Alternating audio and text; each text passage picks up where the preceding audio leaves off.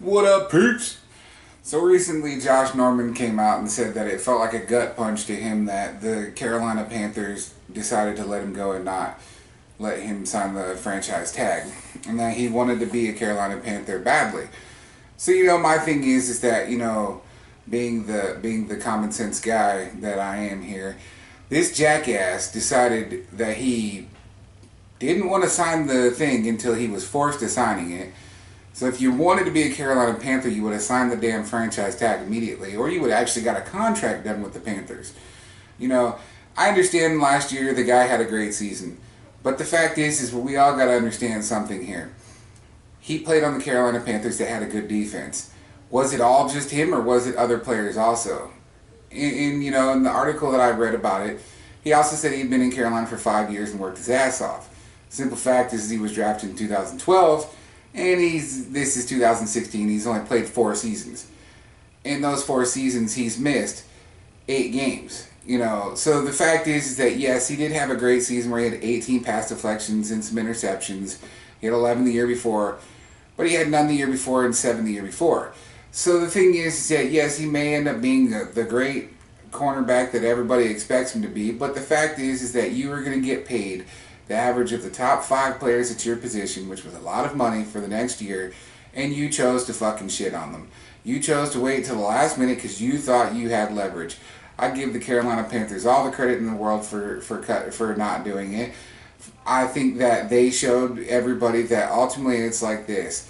You either want to be a team player or you can get the fuck out. And they told him to hit the fucking door. The simple fact is that it's not like he's Cam Newton and he's over there and he's, scoring touchdowns and winning games, It's not like he's doing all of that. The fact of the matter is, yes, he's a good player.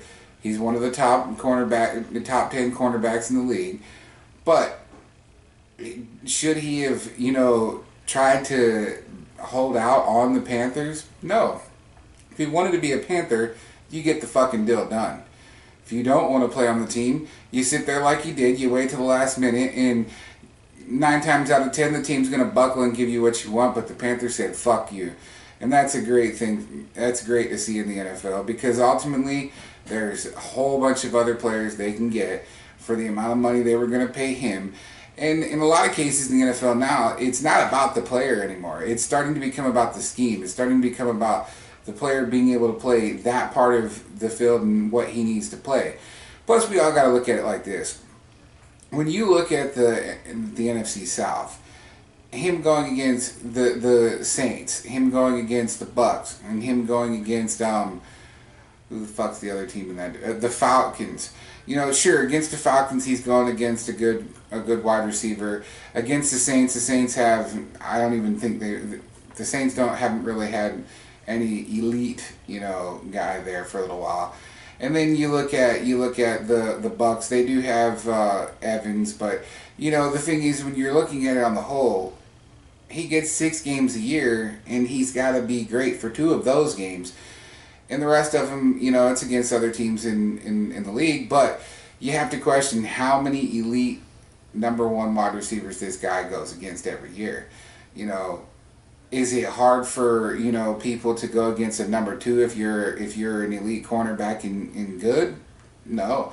I mean, just look at Seattle. They keep Richard Sherman on one side of the field. They never move him. He knows what his job is. That's what he has to do. When you do stuff like that in the league, it works out. Now, don't get me wrong. He probably goes back and forth and switches, and stuff. I mean, I'm not going to lie. I didn't watch every single game the Panthers had. But the simple fact is that he tried to bully a team and he got fucking pushed out. Now, he got lucky, because the Washington Redskins do what the Washington Redskins do. They decided to give someone too fucking much money, and now he got that payday. Now he can be happy in DC, and he can be happy fucking losing, because ultimately Washington, they always make all these signings and it never seems to pan out. So ultimately at the end of this, I congratulate the Panthers for having a nutsack, and I look at, Norman as a fucking bastard, because, if you really wanted to be a Panther, your ass would have fucking signed. Case fucking closed. Well, anywho, that's all from me. Peace!